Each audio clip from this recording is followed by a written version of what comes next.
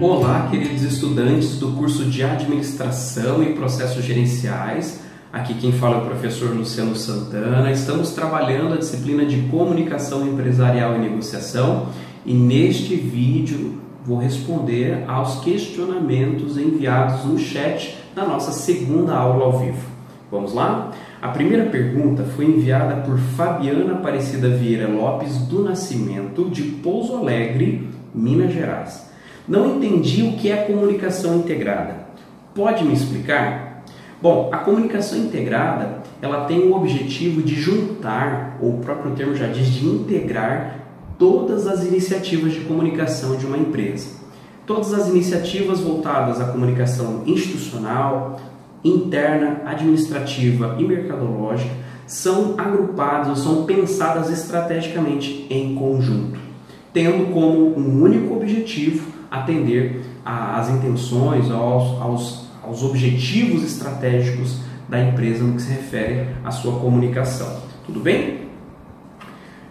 Jorge Júnior Barbosa, de Paraguaçu, Paulista, São Paulo. Existe uma cultura organizacional adequada? Exemplo, Google, que é liberal, e Ford, que é mais tradicional. Ou vai mesmo do perfil de cada negócio?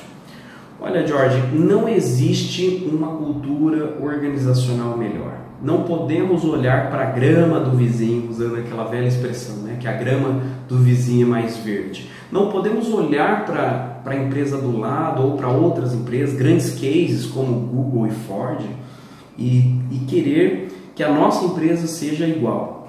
Cada empresa tem uma personalidade, cada organização tem uma personalidade, que é muito marcada por quem está ali dentro.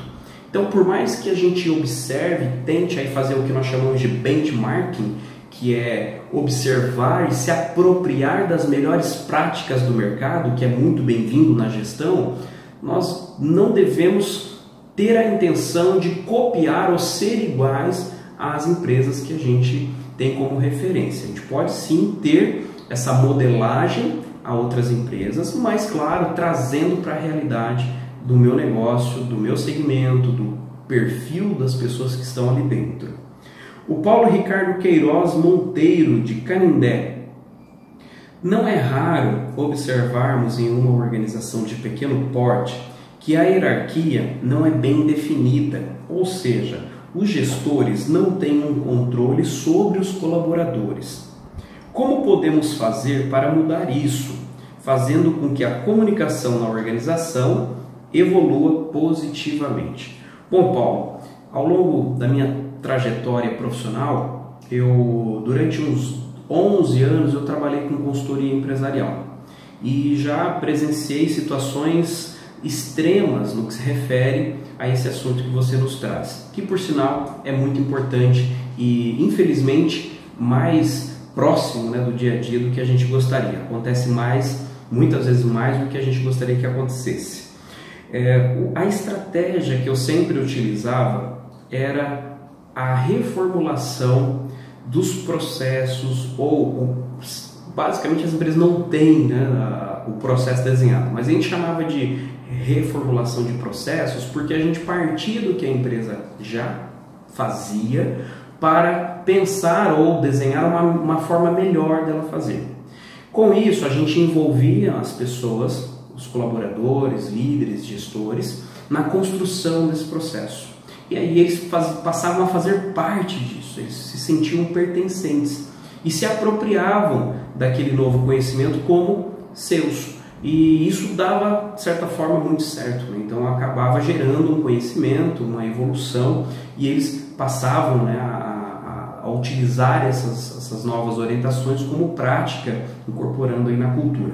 Outra estratégia bastante importante é envolver a alta direção, envolver o dono da empresa, envolver gestores, líderes, e aí para isso muitas vezes tem que fazer um trabalho em paralelo para desenvolver esse gestor, esse diretor empreendedor, para que ele compreenda o seu papel no negócio, como que a ação dele impacta no todo, para depois você avançar para as outras áreas, né? Posso dizer para vocês que tive que, já ao longo de alguns trabalhos, muitas orientações, muitas conversas, muitos treinamentos com gerentes e diretores e lideranças de área nas empresas, na finalidade de orientá-los mesmo, de conversar e conscientizá-los sobre os seus papéis, né? Como colocado aqui na questão, muitas vezes não é bem definido o papel das pessoas, muito menos da liderança. Então a gente começa definindo o papel da liderança para depois definir os dos demais. E aí entra aquela questão de descrever os cargos, os requisitos, né? Enfim, as responsabilidades e tudo mais. A próxima pergunta é enviada aqui por Tiago da Silva Paixão, de Marília, São Paulo. Boa noite, professor Luciano. Em um ambiente de trabalho onde não temos uma colocação hierárquica, onde temos voz, entre aspas, tá? Para destacar aqui, para influenciar a eficácia nos 3 tópicos, propósito, engajamento e vínculo, que foi mencionado lá na segunda aula, como influenciar os outros colaboradores de forma positiva. Tiago, coloque uma coisa em mente, ou tenhamos aí um alinhamento. Não é porque nós não tenhamos um cargo de chefia ou de poder de decisão que talvez a gente não vá ter condições de influência. Todos nós temos um poder nato, que é esse poder da comunicação, né? Esse poder da fala, da influência. Alguns desenvolvem ou já têm isso de uma certa maneira mais latente, outros vão precisar treinar um pouquinho mais. Porém, todos nós temos um poder de influência.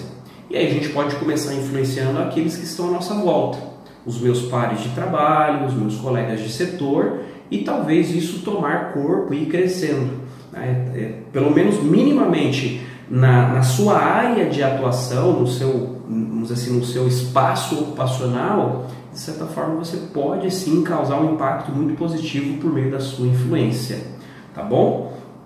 E aí, claro, se você tiver um cargo de poder de decisão, você pode causar um impacto com proporções maiores, né? ou gerar aí mudanças numa abrangência maior. Alex dos Santos, de Jaraguá do Sul, Santa Catarina. Deve-se aplicar penalidades a funcionários que, depois de muitas explicações, tirados todas as dúvidas, os funcionários continuam fazendo o processo errado? Olha, Alex, isso aqui também, infelizmente, acontece mais do que a gente gostaria. Por quê? Muitas vezes, vamos analisar a questão por 2 caminhos, né? Uma é a comunicação. Dentro da comunicação, existe uma responsabilidade muito grande por parte daquele que emite a informação, né? O emissor. Vamos dizer, 50% da comunicação está naquele que emite. Porém, outros 50% é responsabilidade de quem recebe. Então, poderíamos dizer aqui, se formos analisar pura e friamente pelo olhar do processo de comunicação, que é necessário identificar como que está sendo feito esse processo, né? Se esse esforço comunicacional, como que ele tem sido recebido, tá? Se o funcionário tem realmente compreendido, porque uma coisa é eu dizer ou me expressar, me comunicar, a outra é a pessoa entender, tá? Então aqui é um ponto, né? E aí aquela velha história, aquele velho procedimento de, após comunicar, perguntar o que entendeu e como entendeu. E aí a pessoa que recebeu vai expressar e você pode corrigir a rota do entendimento. Esse é um ponto. Um outro aspecto de análise que eu quero convidar vocês a pensar aqui comigo, não envolve só a comunicação.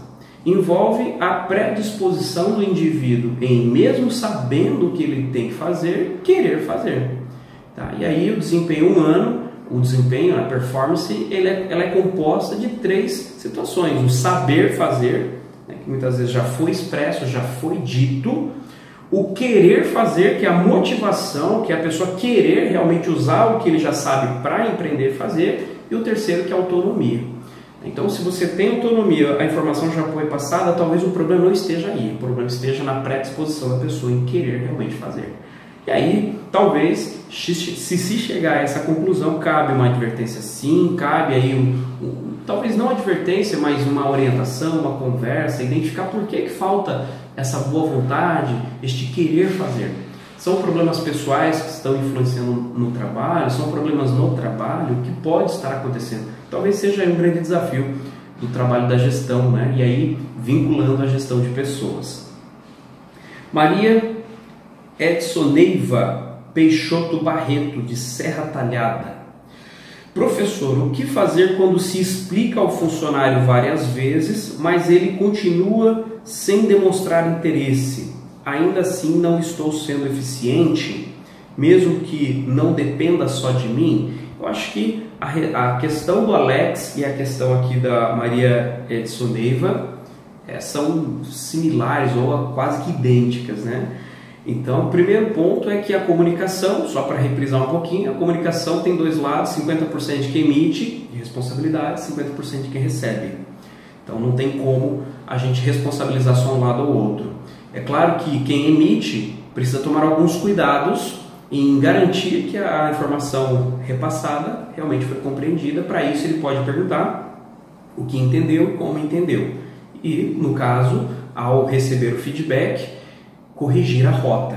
Porém, quando existe essa falta de interesse, isso pode não estar vinculado diretamente à comunicação, mas sim a questões de motivação, e o gestor vai precisar investigar um pouquinho o comportamento, a vida, o que está acontecendo com esse colaborador, vai muito além da comunicação, pode ser um problema mais sério, pode ser talvez até um problema de saúde, né, uma ansiedade, uma depressão, algo, né, que está faltando ali o brilho no olhar desse colaborador e que talvez o gestor possa influenciar de alguma maneira, tá bom? Bom, a Tiane Aparecida Pereira, de Barbacena. Quando o gestor é tímido, o que pode ser feito para que ele melhore a comunicação no ambiente de trabalho? O que ele pode buscar para melhorar? Qual tipo de ajuda você indicaria a uma pessoa com essa dificuldade? Bom, leitura. Eu acho que a leitura de livros que vão tratar o desenvolvimento comportamental, de habilidades comportamentais, de relacionamento e assim por diante. A questão de você gravar a si mesmo, grave sua voz, ouça, filme a você mesmo, depois assista, sem o bloqueio de achar que minha voz é feia, porque eu falei errado, porque eu não consigo olhar para a câmera. Não. E é exatamente esse exercício que vai fazendo você aprender, identificar onde você precisa melhorar e melhorar. Sempre que tiver a oportunidade de participar à frente de outras pessoas, participe.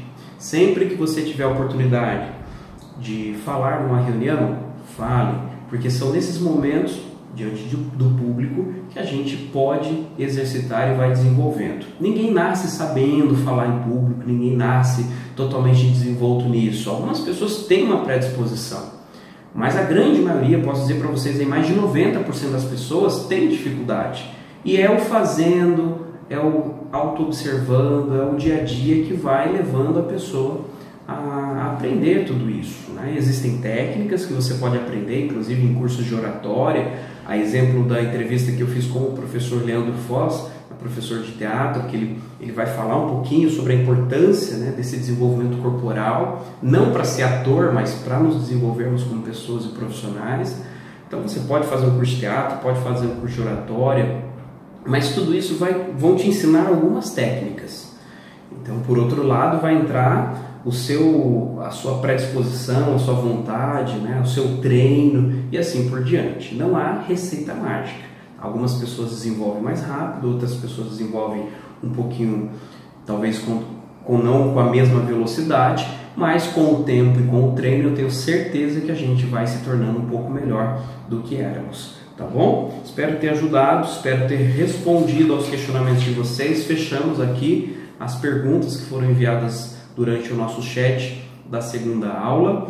Deixo já o convite para vocês assistirem ao nosso primeiro aulão, que nós gravamos no próprio dia 27 mesmo. Assim que terminou a aula, nós fizemos uma transmissão ao vivo pelo YouTube. O pessoal da equipe de mediação deve ter disponibilizado o link para vocês. E lá nós respondemos muitas perguntas, fizemos a revisão da unidade 1 e 2 e muitas questões já foram respondidas lá. Então você também pode acessar este material que produzimos por aqui e tirar aí as suas dúvidas, né, e aproveitar para o seu estudo, tá bom? Do mais, agradecer a sua atenção, espero que possamos estar aí construindo um bom conhecimento sobre a nossa disciplina. Um forte abraço, nos vemos no próximo vídeo. Tchau, tchau!